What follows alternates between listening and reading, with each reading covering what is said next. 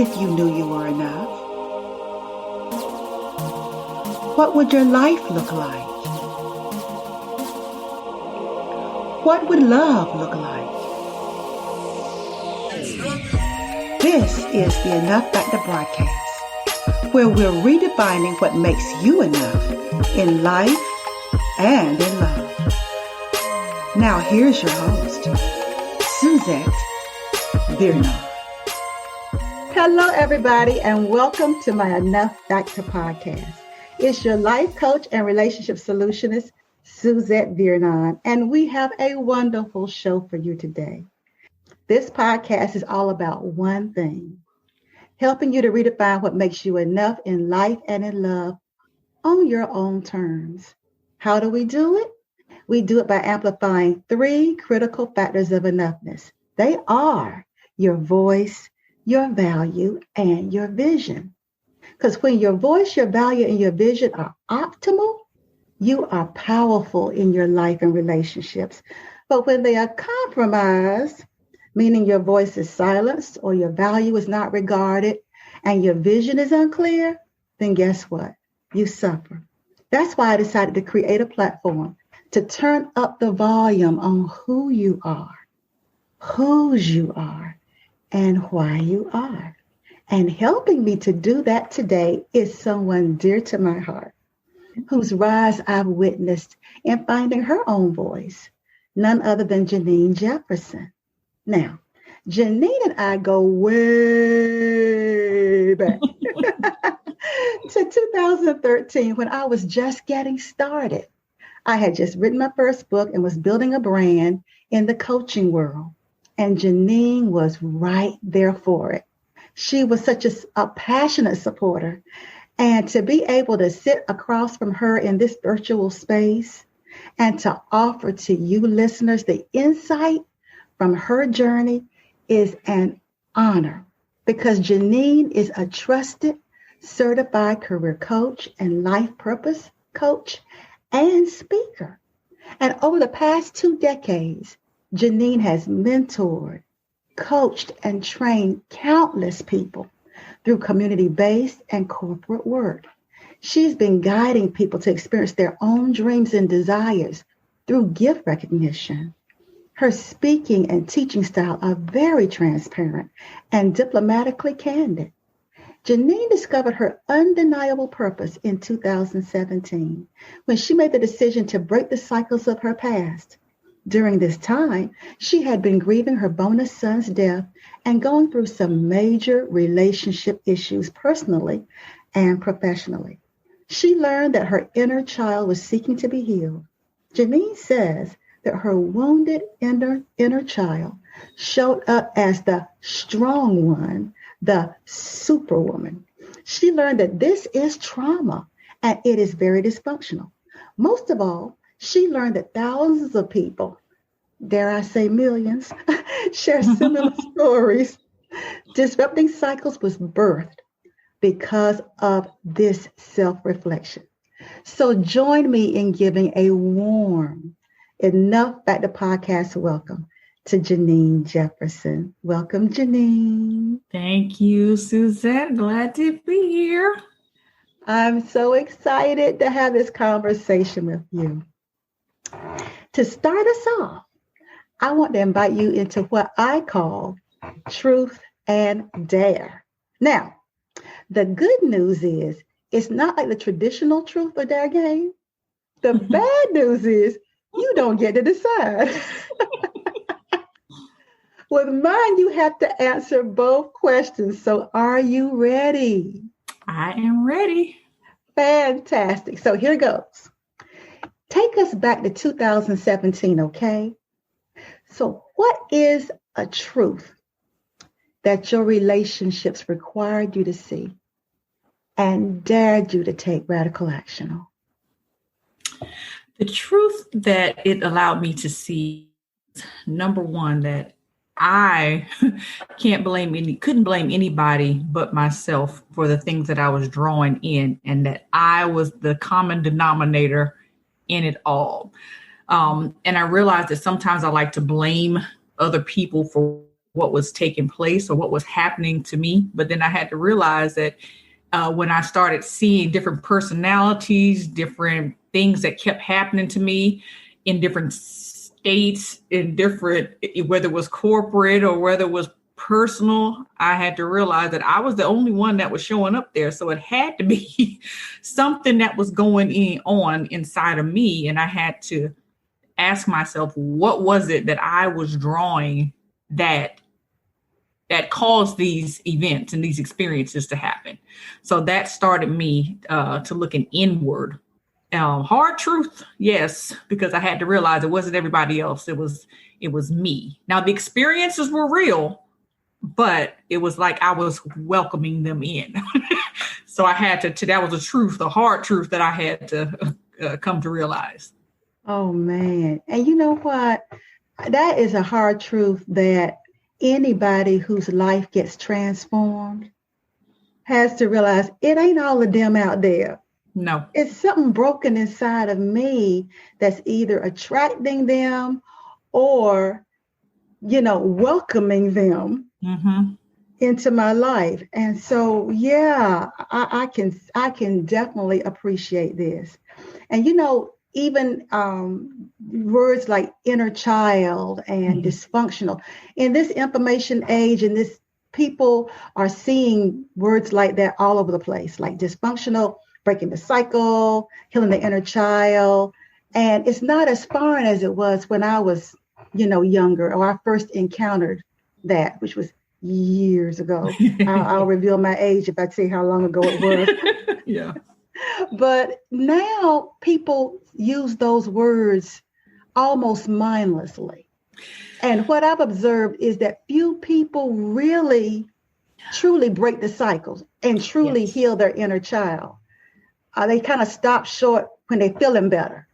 So now, how do you help them break through that denial and disrupt that cycle? The first thing is, I always tell people, just because you don't feel it anymore does not mean that you've healed it.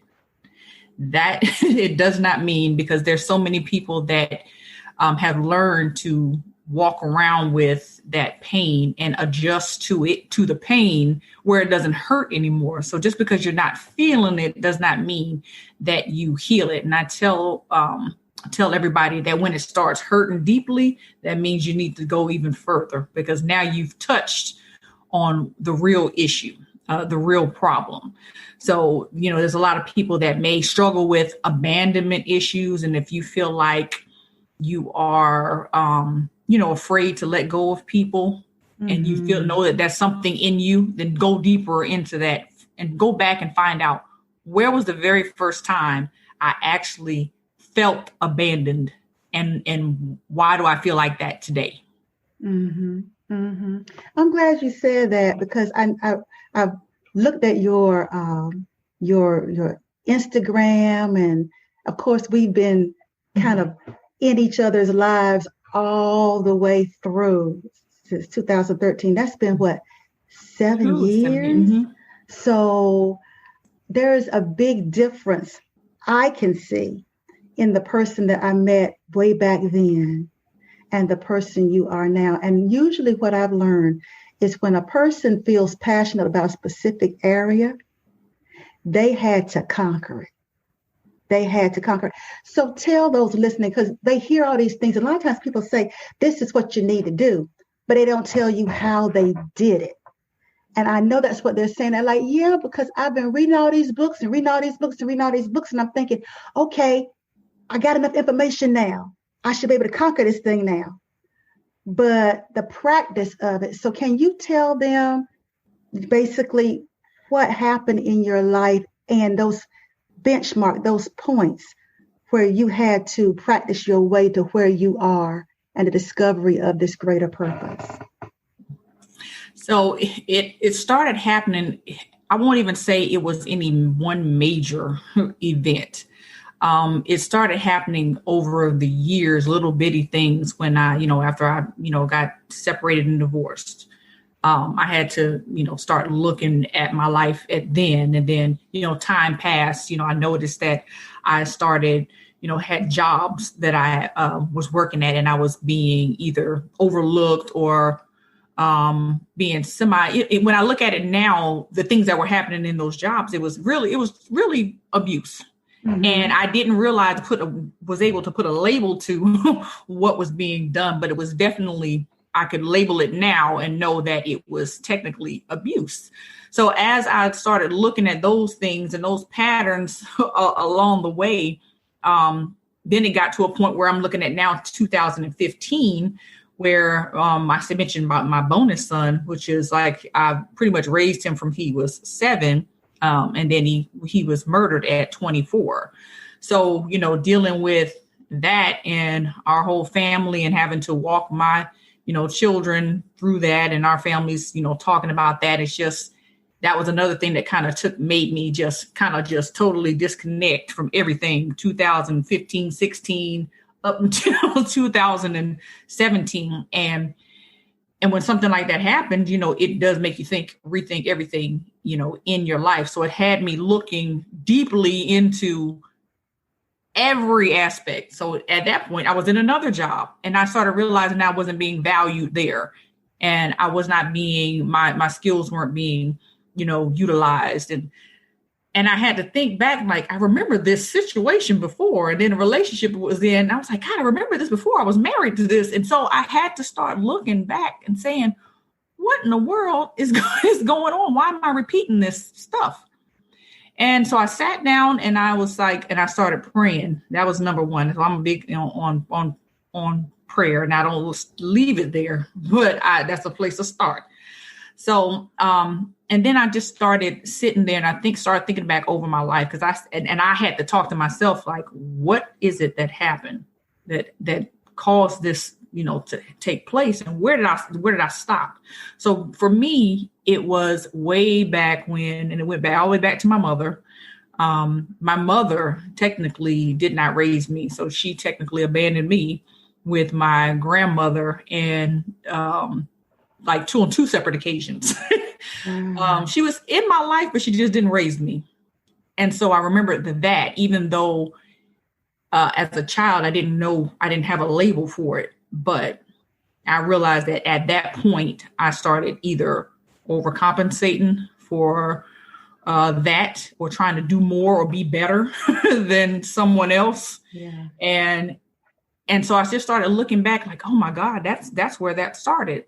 And on top of that, now I am in the middle of writing a book about like a lot of this stuff and how I overcame it, and some of even the clinical ways, talking about, I'm not a therapist by any means, but I did go to therapy. So that was something that helped me a lot too, in that process. But I started talking about even when my grandmother that raised me, that was raising me, she passed away at the age of 4, when I was at 4.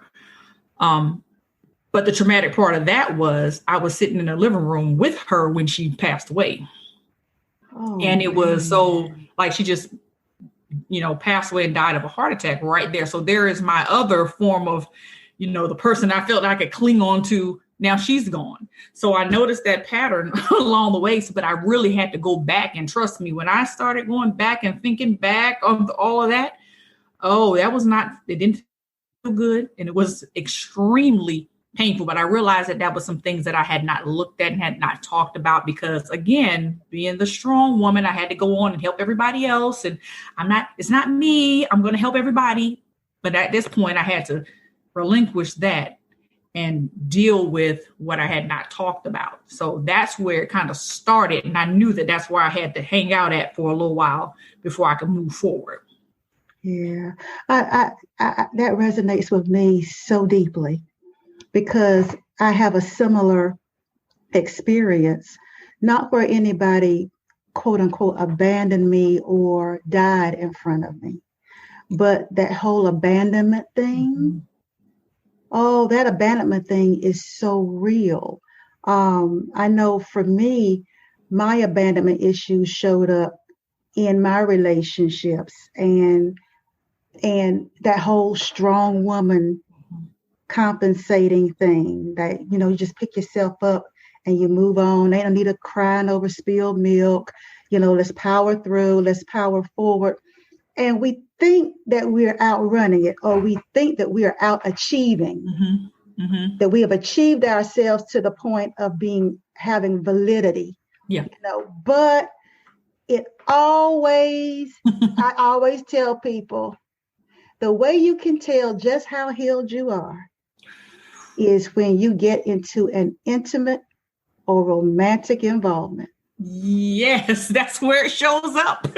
That's where everything that you have not dealt with shows up. And so what ways did that show up in relationships, in romantic relationships for you? One of the main things, and I know that this could be true for a lot of people, but for me, it was, I'm going to stay and stick it out. And I'm going to stick with this person because I wanted somebody to stick with me at my worst. So I'm going to stay and stick with you because and it's going to make me feel like I have a trophy because I was there, we stuck it out, and here we are today. And that is about as dysfunctional as you can get. That is sick. It's just like somebody's drowning. You're like, you know what? I can breathe underwater with you. No, no. I got you, boo. If you die, I'm gonna die with you, boo. I got you. And it never works like that, and I won't say never. And I know it's people that it does work for, but overall, you're really you're just acting out of sickness. Mm-hmm. You're acting out of sickness when you hold on like that, because you're acting out of that abandonment and that rejection that you felt before. So, because you deal with, like for a lot of women, you deal with, repeat offenders for cheating or some sort of abuse, whether it's either physical, mental, emotional, and then you're, like you said, you just pick back up and I can take it and I'm gonna run on and I'm gonna keep it going. Mm-hmm. And you push down your emotions or your truest feelings and who you truly are to make them feel better. Yeah. And so in essence, you're making yourself, it's a pseudo feeling better for yourself, but it's not a healthy place to be. So I found myself, that was what I did, and was trying to help somebody else out, really making myself, sick all along. And I consider it picking up projects, And I was listening to this couple on YouTube. They're the Martins, something about the Martins. Oh, I love them. Don't you love them? And they made a statement. It was during the whole Will and Jada thing. I don't know if you watched that episode that they had. Wasn't that good? And one of the things that he said, I know I'm gonna mess it up, maybe you can help me out, but he said that a lot of high achieving women like to fix other people, that we seek validation in broken people. That's what he said. Yep. And I was like, oh my God, it's true. Because you ask most women, especially women of color. Yes. Because that's the pond we swim in the most. Yeah. Notwithstanding, I love all races, but I happen to know about being Black, I'm around that a little bit more often. Just a little bit. But I see, don't you see it? You see it in our jobs, you see it in the helping professions, you see it in everything. There is this insatiable need to help other people. And I'm like, well, what is the line between it being a divine thing, a purposeful thing to really help your brother or your sister, and an enmeshed, dysfunctional, I'm trying to fix myself by fixing you kind of thing?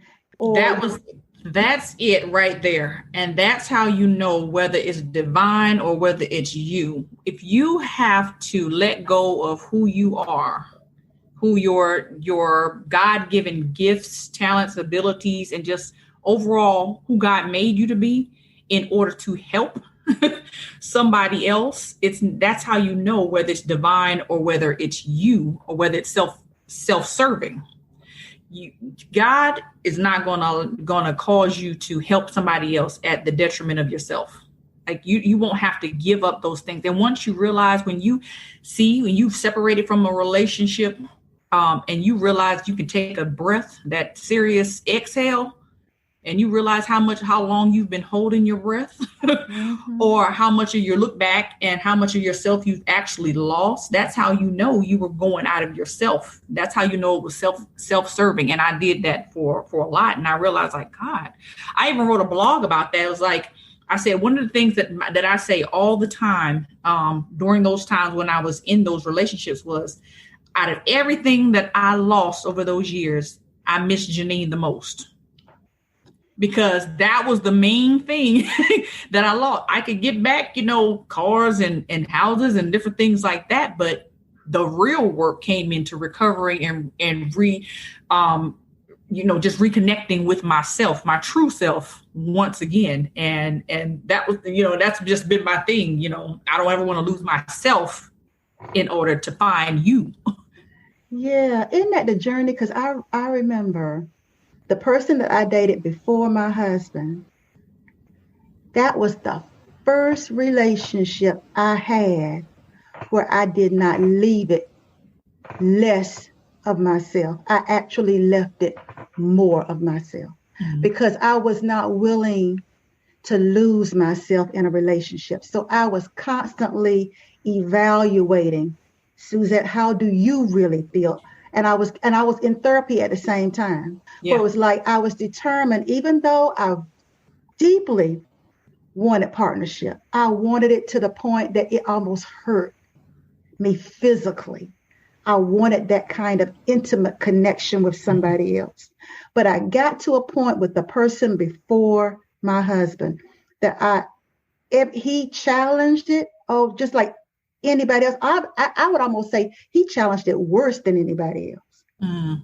But I was able to say, no, this is what I really think. Yeah. No, this is who I really am. No, I'm not going to do that. No, I'm sorry, but this is not it. No, this is how I feel. No, you hurt my feelings when you said that. No, and I maintained that sense of myself. It's like I took care of myself throughout the relationship. And I had little slips, but it was a quick recovery. Mm-hmm. It was like a quick recovery. And when I came, it was 9 months of that. And I realized, okay, God enlisted me in basic training where I had to prove that I was ready for what I had been praying for all these years.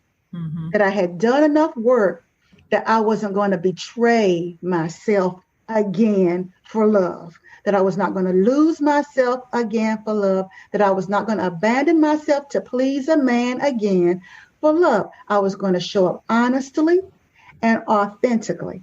And it was a fight to hold on to it, but I came out with the spoils in my hand. Mm-hmm. And it was the first time that I ever exited a relationship where I didn't feel broken. Mm-hmm. I did not feel like I had betrayed myself or lost myself.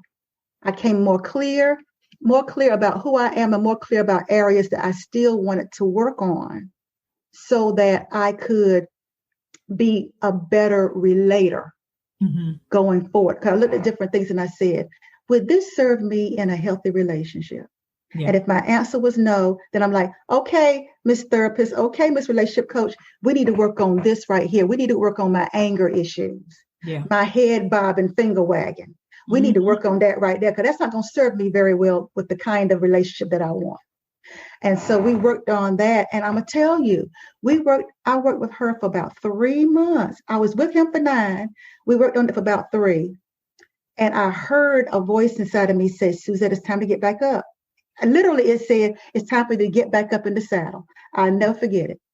And I was like, but wait, God, the books say that for how many months you were in a relationship, you need to take at least double that to get okay. Isn't that crazy? And he said to me, no, you've been working on yourself.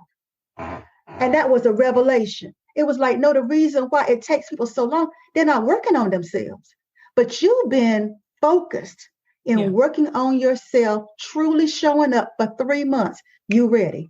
And I'm going to tell you about 2 to 3 months later, I met Robert. Wow.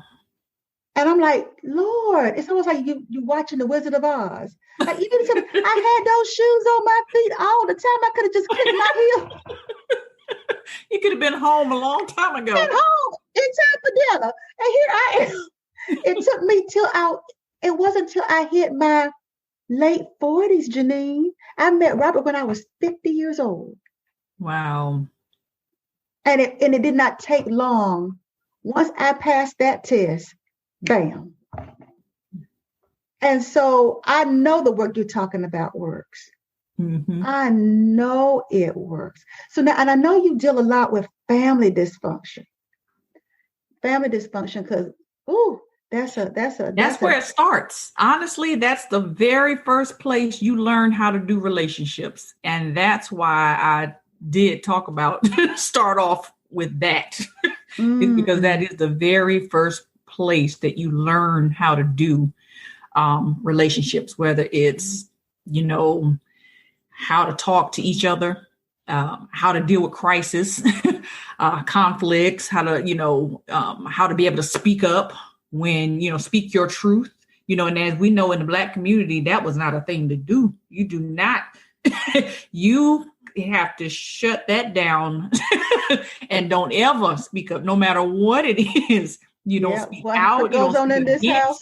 That stays in this house. Stays in this house. And that is, and that's crazy. And that's why you have a lot of things, because it might've stayed in this house, but it also stayed in the person's heart, in their spirit, in their minds. And it doesn't come out, like you said, until later on, which is what I found that whole, a lot of people struggle with that whole superhero syndrome, that Superwoman, like they said, that was my thing. And that was my issue, because even going back, and I said, I'm about to really tell all the business today, but you know what? That's all. Okay. But it's okay. We're grown and we dealt with this. It's time for us to hear the truth, In my life, or in my family, I have like 9 brothers and sisters. I'm kind of smack dab in the middle of them. You're a middle child. I was the bonus extra surprise kid. So let's just say my mother and father were not married at the time. However, there was a whole nother situation going on where he, kind of was married. Gotcha. And so here I am. So I just that alone. And then of course I have my younger set, and my dad's married to, my stepmom now. Of course we've all dealt with all of our stuff. We're, just none of that going on now. But just the mere fact that a long time I did not talk about it. And I had to be the one in the middle that didn't talk about their mother.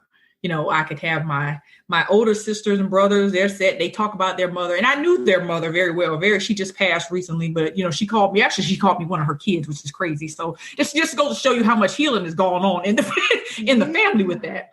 And so, of course, and I'm around my stepmom. So my younger set, and she's my mom, like my mom.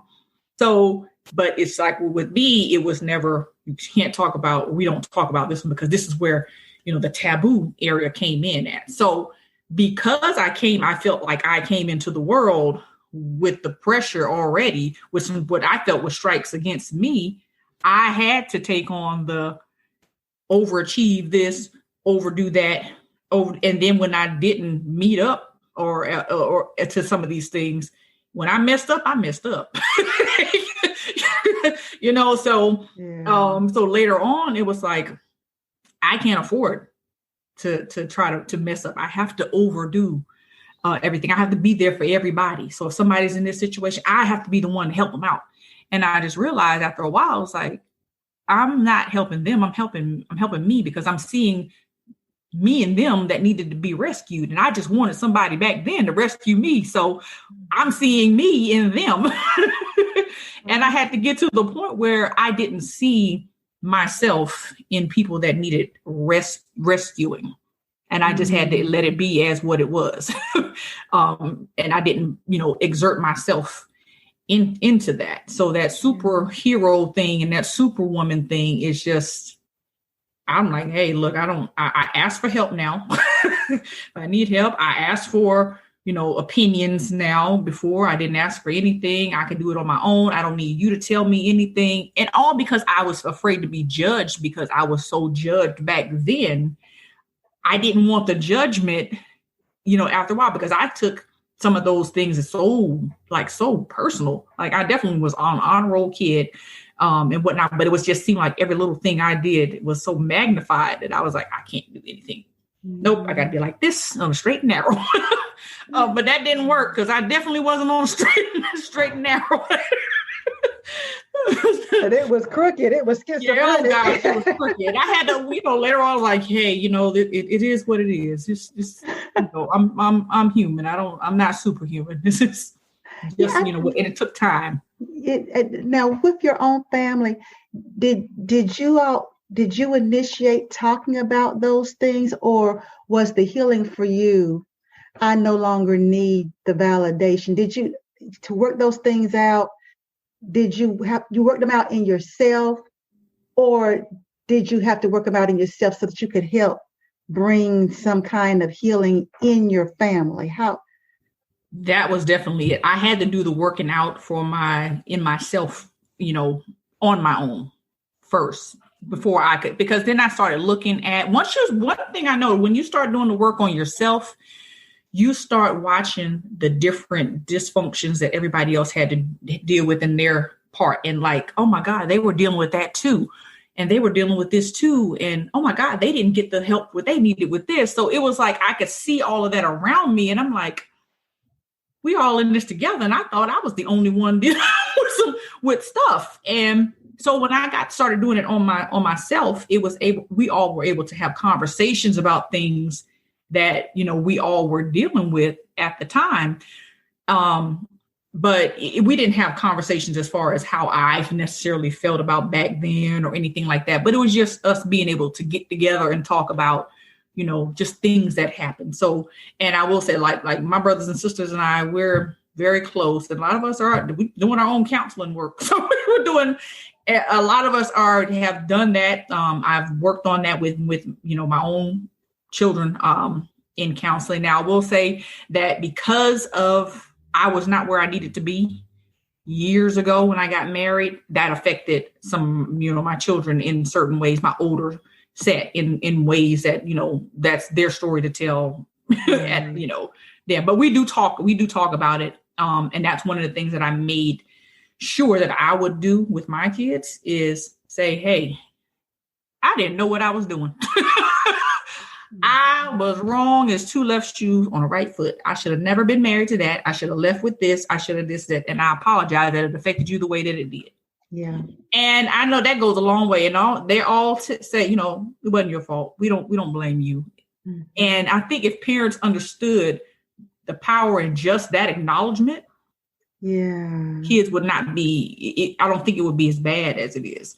But going back to our families, we do talk. We talk now about a lot of this stuff.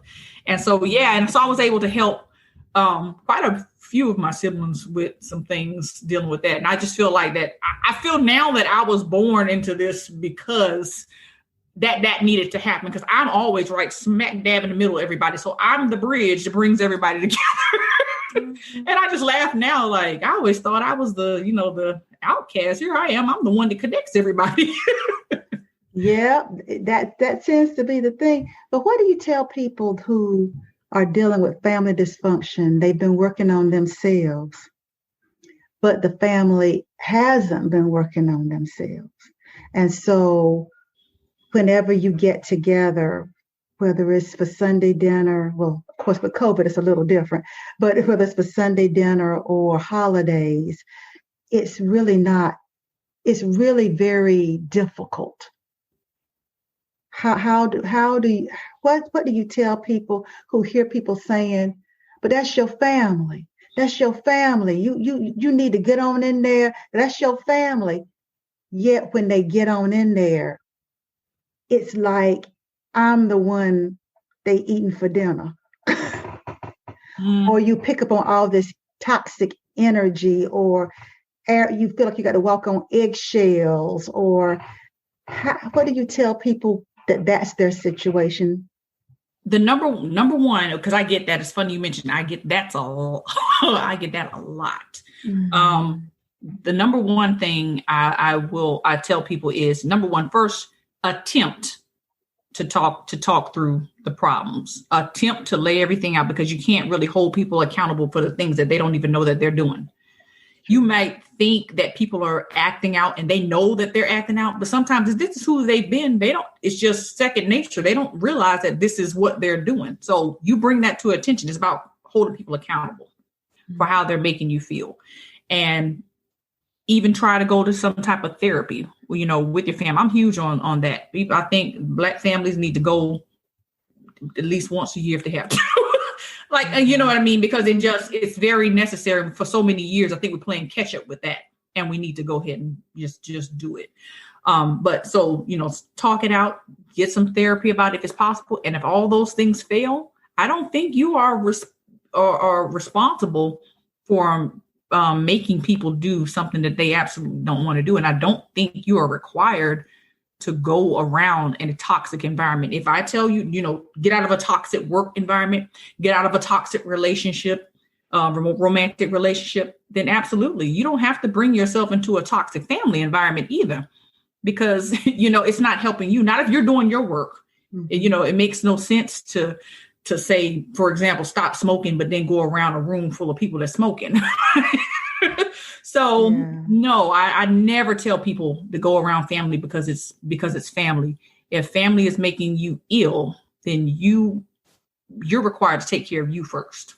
Yeah. Whatever that means, whatever that looks like. And I don't care what part of family it is. If mother, father, sister, brother, grandma, if they are not conducive to your health and well-being, it's okay to separate yourself. I think people need to know and hear that it's okay to separate yourself. Mm-hmm. And not let people make you feel guilty for that. Yeah. And I think, don't you think sometimes that the issue is we're too connected to the validation we didn't get? Yes. It's like we're performing for the person's love, performing for their, and I call that almost like a transaction. I perform, I do this, and that, and then in return, you'll give me what I feel like I need, that validation. But really, sometimes people are loving you with the capacity that they have to love. Like when they're saying, I love you with all that I have, that's literal. Mm-hmm. They may not have the extra that you feel like they need there, but they are definitely loving you with what they do have. Mm-hmm. And you can't take it personal. I think what happened, like you said, with you is you stopped taking it personal. You stop taking the actions that he was, his actions as personal attack on you, that it was you that he was reacting like that to. And I think once we get to that idea, when we get that idea in our head and that revelation, that we will do just like you did and change how we interact with them and say, like you said, you didn't have to be harsh, but you did put your foot down. And it's like, yeah. And it's a sense of holding somebody accountable when you say, you know what? I'm leaving. No, I didn't like what you said, but I love you anyway. Goodbye. And so, and it's just as simple as that. It doesn't have to be a knockdown, drag out argument or fight, but accountability and love will take it a long way. Yeah. I no longer had to push that envelope. No. Because we'll push the envelope because we're trying to get out of them something. Mm-hmm. And then they keep disappointing us. Yep. And it speaks to what you're saying. When you heal that within yourself, and you let it translate to all your relationships, especially the ones you have with men. Yeah. You find it's not hard. You don't have all these rules and he has to do it this way. You give yourself grace, because I think the biggest thing is you learn that you can be trusted. Yeah. What he does is completely, it's like, you know what? I don't even have to track him, trail him. I don't have to send an investigator down behind him. I don't have to follow his car. I don't have to do anything, because I know whatever happens, be it for good or for ill, if I find out he's not what I thought he was, I can trust myself to take care of myself. Mm-hmm. And to make the best decisions for myself. For myself. No matter what direction that is. Mm-hmm. I can do that. I'm not going to lose cool points with myself, And I think isn't that the big takeaway, really? Because that's who we really fighting with. Ourself. It really, honestly, it goes back to, it is really all about ourselves. And I know it's so many people, they don't like to hear that the relationships is really about, is your fault. And they think that you're saying that the act is your fault, but it's not. What we're saying is you chose this person. You chose, if you look at your history, you choose people out of your illness. You choose people out of your sickness. And it always, like they say, it shows up in your relationships. And then when you start doing your actual work, you can see the difference in your choices.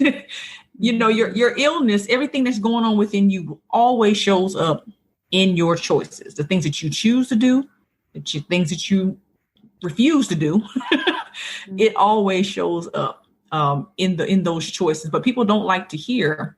And I understand it. I don't want to feel like I'm wrong. I didn't want to feel like I'm wrong. You mean I chose?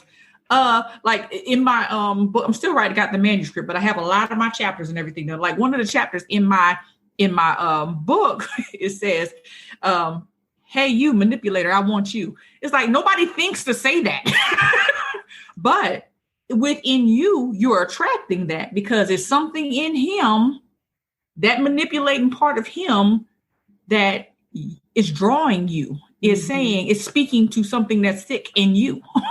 It's familiar. And they have to reenact that thing that's going on with you. So now it's validated.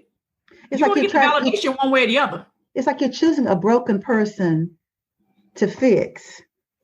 But the more you're trying to fix them, the more broken you get. Yes. You take up the tab for trying to fix a broken person that's not going to let you fix them. No, and it reinforces your own brokenness. That's all that it does. Yeah. And you have to know that when you see these people, you have to stop and say, what in me is so broken that I keep attracting this individual? And you only do that because you start looking back at the pattern of your choices before. Like if you see the same person showing up in different bodies, different heights, different colors, it's not them. It's definitely you. It's like you almost have this, you know how they have like a dog whistle. You can't hear it. You can't hear your call to these people, but the thing itself can hear you calling it. Like if you blow the whistle, the person blowing the whistle doesn't even hear the whistle, the dog whistle, but those dogs hear it. And that's what you're doing every single time until you change what you're using. You change your instrument. You won't call the dogs in anymore. And you know what? That brings up a great point, because people are like, well, why do I keep attracting the same thing? It's like you've got a dog whistle that, and I truly believe this. I believe the universe wants to give you whatever it is you want. Whatever you solicit from it, it's gonna make it happen for you. I remember one lady that used to coach me. She called it the cosmic waiter. Yeah. She said it's the cosmic waiter that is always ready to take your order. Mm-hmm. It says, what do you want? How do you want your steak? Mm-hmm. How do you want it fixed? And you send that dog whistle out, and of course you're gonna keep getting the same thing until you change the dog whistle. Yep. And that's one of the reasons I wanted to have you, Jeneen, on this podcast, so that people understand. If you stay broken, it's because you want to stay broken. There are too many people out here that don't just have the skill, but they've gone to hell and come out with their own keys. Yes. They know how to tell you how to come out of your hell because they came out of theirs with the keys. Where you can't con them though. And sometimes people don't want you to see what's really going on. Mm-hmm. But if you really want to disrupt cycles in your family and end up cultivating a whole healthy life that translates into wholeness and health and wellness and healing, because you're doing the work to trade in the old whistle for the new whistle. Yes. Then Jeneen is the person that you need to talk to. And I just wanted to feature you because like I said, I haven't been like, oh, let me see what Jeneen is doing. But in passing, and you can see what people are posting and what they're saying and what they're doing, and something has happened inside of them. But I have to say, for you were very passionate about finding answers, though, even before you got to the point where you started connecting the dots. You were there was no shame in you. It's like, you doing a webinar about this? I'm coming. You doing this about this? I'm reading it. I think you were the first tweet I ever got. I mean, most people follow you, but they don't say nothing. You were tweeting. I went back to 2013. I said, you know what? Janeen she was on everything I dropped. And I said, if it resonated, I had to, because it's about the journey, and you can't be afraid. And I'm one of those people. I'm not afraid to say I don't have it all right, and I'm trying to get there. So we learning together. Yeah, and I'm okay with finding out what I don't know. I want to learn more. So I'm always going to be on that path of trying to find out and learn, because even now I'm like, I don't know everything there is to know, but I'm learning. Yeah, I tell people when they try to give me the title of relationship expert, I'm like, no, I don't think you ever become an expert at it, because we're always evolving and changing. But I'm a darn good student. Yeah, I'll tell you, I'm not an expert, but doggone it if I'm not a good student. And if you want somebody to tutor you to help you make an A, yes, in this course right here, I can help you do that. And I feel that's that of you too. That's why it's such a pleasure when people that tell you different skills and tools and resources, they can tell you with power and confidence, because they know it worked for them. Absolutely. That's what you have to look for in a coach, because the person can't coach you where they haven't been. No. Oh, Jeneen, as we bring this to a close, can you please just what your final words you want to leave with the ladies who are mainly high achieving women, or like us, maybe they're recovering high achieving women who are learning that they are enough and they don't have to overachieve, just be. What would you like to leave with them? Just as going back to, my main, topic always is, just disrupting the cycles. If you see anything that is reoccurring, that is in your life that has not served you well, just take a moment, stop, go and look back at some of the things that have been going on, some of the people that you've been encountering, and just start making changes. Start making changes and change it to something that's new. A new and good, healthy pattern. We always talk about generational curses, etc., but it's time to start making some generational blessings, something to pass on to the generations to come. And it definitely is going to start with you. So just time to, do your work. Don't be afraid to do it. Face whatever comes up. When the pain comes up, go into it, lean into it. Don't run from it. And definitely find you either a coach or a therapist. And I would suggest both, because I do have both. So take that time and not be afraid to sit down and do that. The coach will kind of help you to see what you need to start with, and the therapist will take you to how to get there with some of the deeper issues that you may have. So, but that's all I have today. Now, thank you so much for inviting me on. This was great. This was great. I knew it was going to be. Thank you so much. And listeners, in parting, if nobody has told you, I want you to know that you are worthy. You are worth it. You are enough. Bye now. You have just listened to the Enough Factor podcast with your host, Suzette Vernon. To get notified of new episodes or to dig deeper into today's topic, become a subscriber. And while you're at it, tell us how we're doing and what topics you're interested in. We appreciate your feedback and your reviews. Until next time, remember, you are worthy, you are worth it, you are enough.